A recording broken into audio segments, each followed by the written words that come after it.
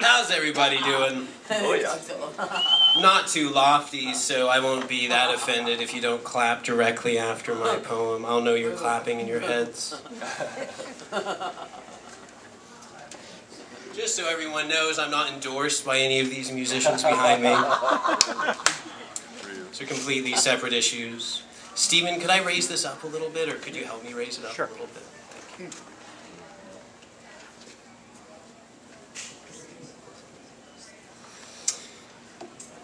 Good, good. So I'm just going to hop into it. Try not to get too loud because I don't want them to hear me way over in the religion section at Barnes & Noble. Or maybe I do. I do have some opinions on the subject.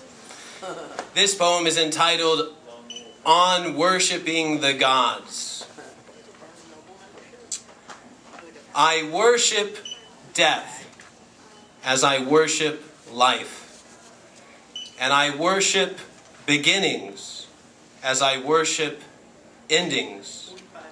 And I worship peace as I worship strife. These are wedded together, ever tethered. So I dare not acknowledge one without acknowledging the other.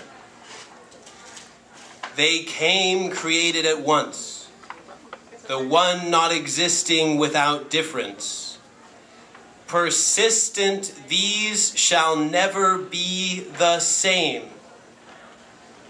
So we must learn to worship many gods. The God of breath, and the God of choking, the God of ignorance, and the God of knowing, the God that's hiding, and the God that's showing. And we're teeter-tottering in our bowing and rocking back and forth in the glowing and in the darkening. And though things seem at times to be standing still, and maybe everything is standing still, but to us, leaves floating in the Ganges, the only God unrivaled is the God of flowing. And though we may or may not be progressing, we profess that we are growing. Others may see us day by day and think we're the same, but we are changing, and growth is only changing that we call growing. So we'll grow into living, and we'll grow into dying, and we'll grow into being whatever the dead are. For if we learn to worship death as we worship life, we shall dare don the crucifix ahead of time, and glory in all the ways we can make things, but also in how we can break things. And in the absence of breaking and of making, worship that too. Worship absence. Worship distance. And if it hurts, worship pain. And if it excites, worship pleasure.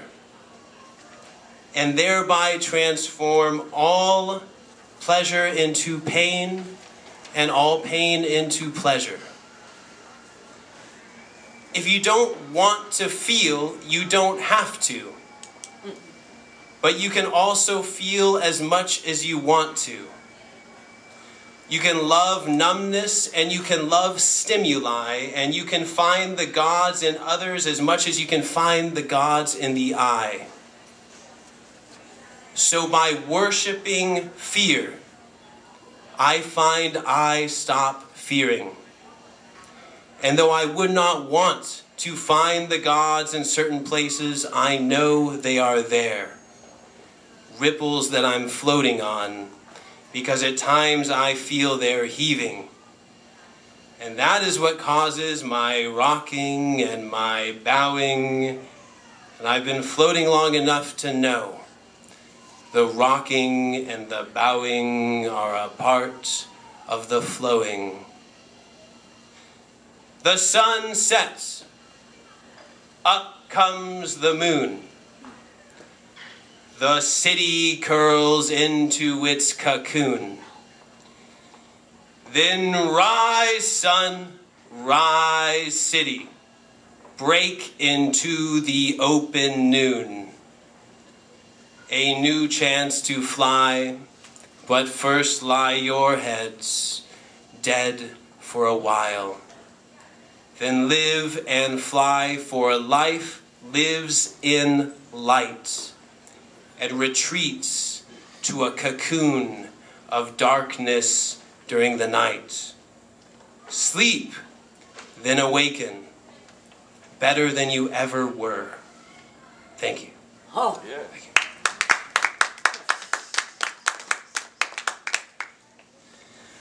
So the next poem I wrote right after going to a monastery, actually, with Karen and Jeremy back there in California. Went to a monastery called Mount Shasta Monastery. And this idea occurred to me along the way, and it was significant for me personally, so I wrote about it. It's entitled Breathing. If our lungs were like our minds with hands, we would be grabbing at air vainly, never clasping anything but visions of one time we breathed or a time that we hope to breathe again, calling that appreciation or saving some air for later, haunted by this sense of scarcity. Air passes through our breathing like molecules passing from life to life, like water evaporating, like clouds drifting from sky to sky, never quite solid or formless. Like dopamine receptors, chemical roller coasters, only bearable if we learn to enjoy every part of the ride for the ride, even the puking. The trick to breath is to keep breathing, is to not hold it. Breathing, defined as the inhale-exhale, continuous, steady, unbroken flow of expansion, contraction, this one organ, effortless in its effort to support this brain, striving constantly, killing itself, trying to recapture some feeling past or create some future other than this. Perhaps the organ, the brain, should learn from the organ, the lungs, and treat all mental stimuli as air entering and leaving the psyche. None of it to be held, but all of it to be felt. None of it to be relived, but all of it to be lived to the fullest. If our lungs were like our brains, we would all be dead by now. For what is this? Trying to wrap our arms around a universe of air, but an existential coughing, trying to catch our breath by holding it. Coerced to feel truly alive by circumstance or chance or drug. And when something starts not working, we call that dying. We call that having trouble breathing. Our brains have been stumbling all over themselves for a while when they should be tripping. Riding dopamine and depression as dips in the ride, not gripping honor or disfavor, success or failure as anything preferred. But a breath in, a breath out. One hit of life experience in, one hit of life experience out. It flows through us rather than to us. We are channels for rivers rather than dams, but we try to be dams when afraid of a drought, when out of nowhere everything came out. So I Summon this breath in and I summon it out, mindful but not mindful in my mindfulness to stumble. In comes this, out goes that. Observant awareness behind each experience I could easily mistake as me just breathing, sometimes hacking a loogie, but swallowing, chewing some gum, and breathing, till it draws short like a cord.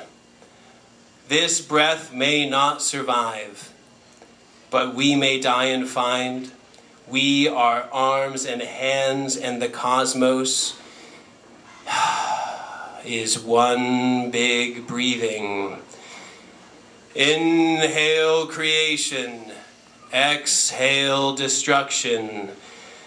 Inhale fullness, exhale emptiness. Notice this happens on its own. Notice breath does not stay. Breath does not stay still. Still breath does not stop. Thank you.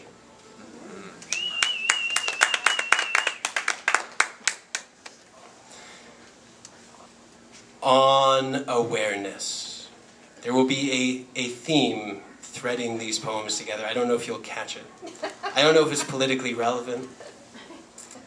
Maybe it is. Maybe spirituality is politically relevant. On awareness. The culmination of a lifetime is now. Well, no. Now. No. Now. And if now would be enough for us, we must let go of such and such and such and such. No matter how much such and such may mean to us, it is through a multitude of so much meaning so much to us that we miss what is actually in front of us. For we have colored now with then, and tainted the future ahead of time with our stupid expectations, and forgotten a long time ago how to live in harmony with the present if we ever knew. And now, if we take the standpoint of observation, it would become clear that this normal but dysfunctional approach to this moment is not only a continual source of misery for our lives, but also the world filled with folks around us. And we can get as far as knowing this and not change, because the habits are ingrained. Because even if we try to change, we get all hung up on trying to change. Then, if we are honest, every unwanted feeling remains, then disappears, only to reappear again. Everyone finds themselves in that turbulent place from time to time.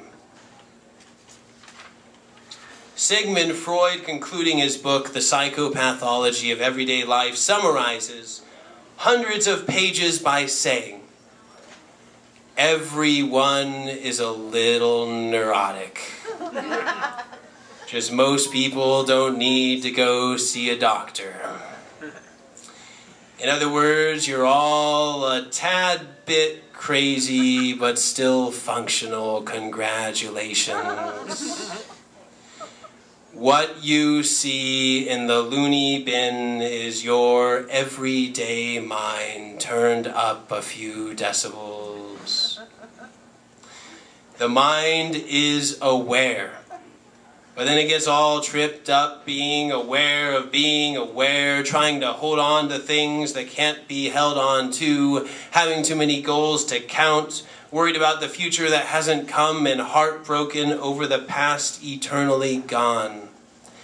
The mind wrestles, as it were, with phantoms, and wrests itself from itself, because the illusions appear so real. When actually a good crisis will teach you you have it not that bad, and may as well choose to be happy and content if you're going to choose to be anything. Isn't this more important than employment? Isn't this more important than education? And yet people will always find fault with contented people, because if you haven't taken the leap of self-contentedness, acceptance remains a concept that needs to be justified by outer circumstances.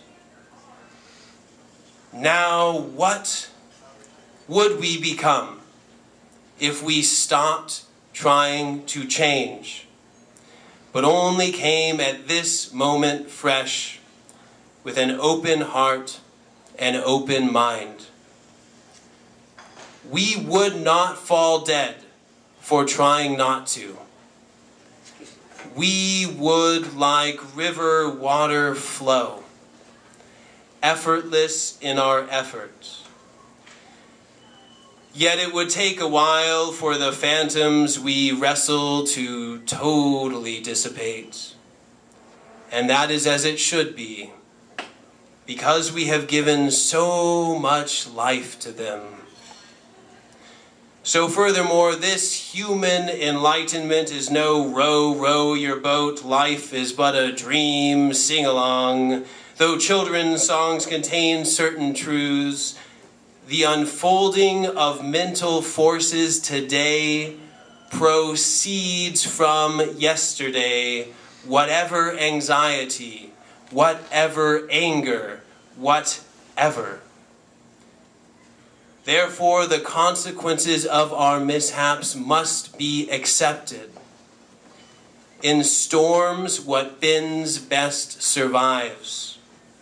Then, as a matter of pragmatism, the best thing we may do for our future selves is to not worry about them.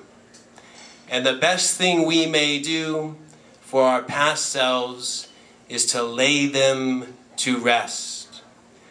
And for both of these and the existing self, right now, just let go of everything up to now. Just let go. Like a free breath, you can't hold. You can only respect and appreciate and be thankful for what is there. Culminated in this now, a radiant, luminescent awareness, which, like a laser beam, shines specifically through you. And no flux of thought or feeling or tragedy of heart or mind could leave you barren of this great treasure, which has been overcomplicated by every discipline which attempts to study it. The mystic sees the light and feels love. In a realm discursive reason and empiricism have no hold of. Toward the man or woman in the mirror, toward the stranger or friend or foe out there, awareness and compassion go hand in hand.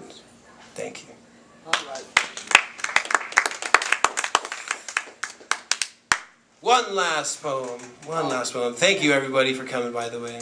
This has been fun. I hope the open mic's going to be pretty cool. I trust everyone's going to get up on that stuff and recite something powerful, I think. The sun will only dote. I'm going to do this actually over here because it's more fun. This is much more fun to do over here.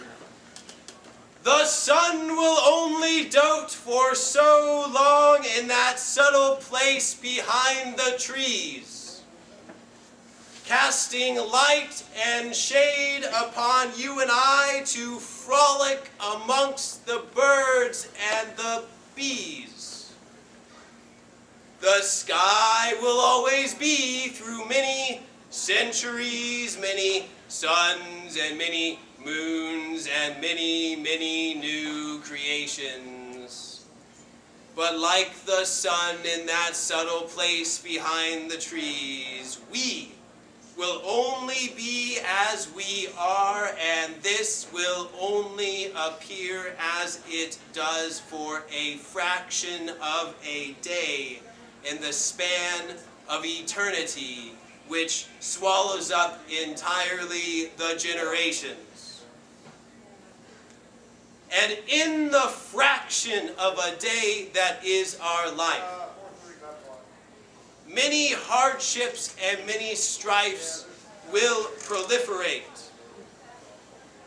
And some days there may be times you wish longingly to be overwhelmed by the night. Some of us, at least, know that feeling. But some soulishness keeps us going. Some push inside which resists the inevitable outcome and breathes in breath despite the clutch of aging. To go raging and praising and mourning beneath the daylight and moonlight. This contrariness and waywardness is the hallowed force which gave birth to Dylan Thomas's poem about his father's deathbed. Though we must exit the stage, we may rage as much as possible in our performance as we leave, though it makes no difference. We will leave. Bequeathed sight, for now we are bequeathed freedom and fright. For what we see in the light with that sight might be wonderful, but it is also terrible. Shiva with the potential to beget and destroy. How shall I answer such beauty and horror which shows in the annals of time? Wherewith shall I justify a single error I have made that goes unpaid and walk on without repentance? What points shall be given to such futility, tautology, circularity, paradox, poetry? Thank you, Lisa. 6 to go, Booksellers. What linear meaning derived from a haiku? What linear plot in a story that heads 6 feet under or crackling in the crematorium's fire? Where can the progress or regress be located in infinite time and infinite space? Where can the stuff which constitutes the stuff be found when the Greeks thought the atom was the final stuff? But moderns have divided it, exploded it, and even at the subatomic level, haven't found the final stuff that makes the stuff. Religious fundamentalists have their myths to add, but in the end cannot escape. Because they lack the proof it takes to say their faith is the only right. I'm assured they are wrong, not because they have faith, but because in my idea of faith, they miss the point. It is insulting to intelligence and the nature of reality to place dogmatic faith in the words of a book.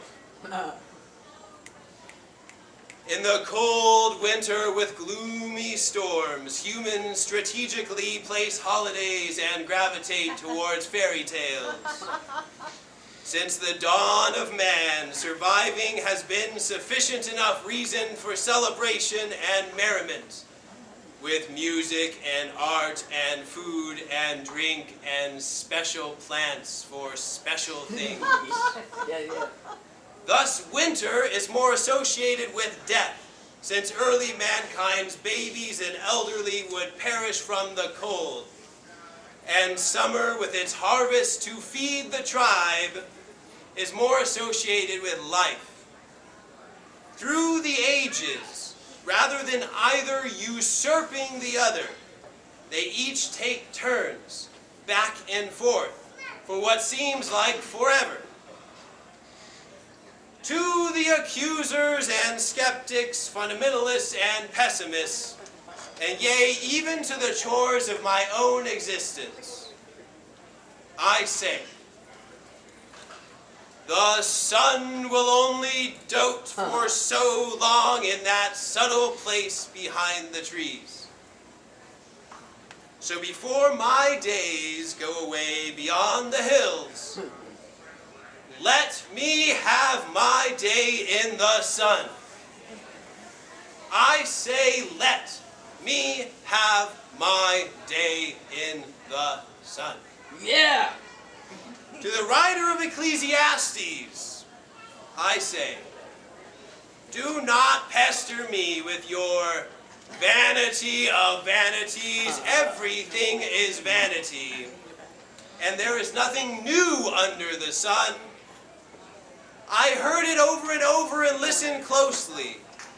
But though the world be terrible, 'tis also exceedingly gorgeous. So prattle on, ye ancient texts. I will have my day in the sun.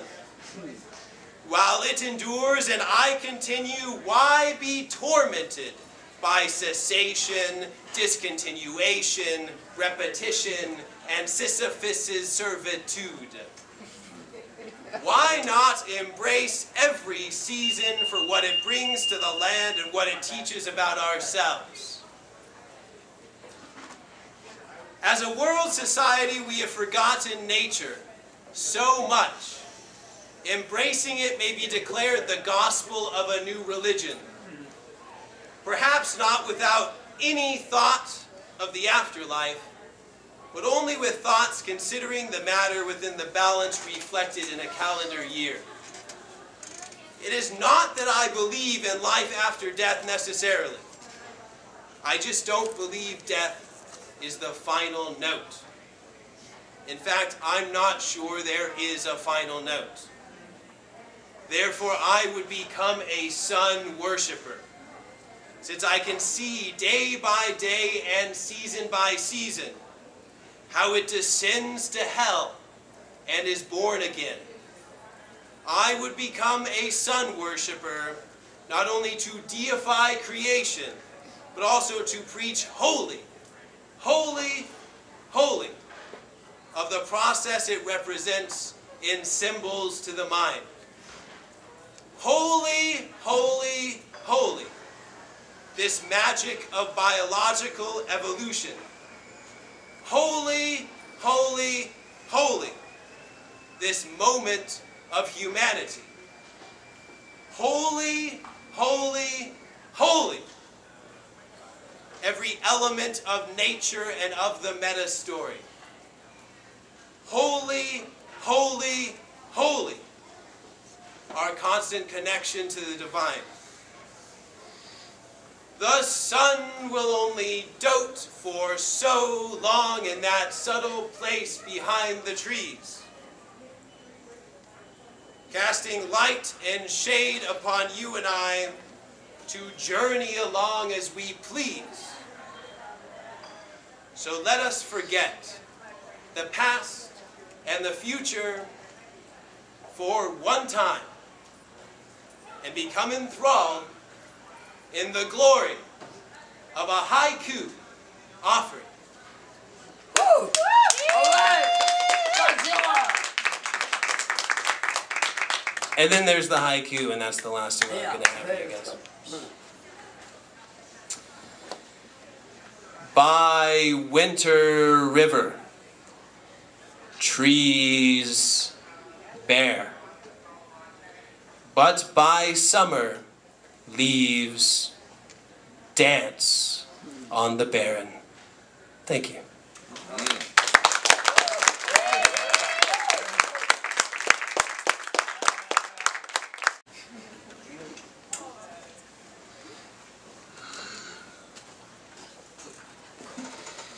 All right, let's have another hand for Andrew Gonzalez. That was awesome. Okay, so we're going to take about a 10-minute break or so, and then we'll come back for the open mic. If you want to participate, there's a sign-up sheet right over there. Okay.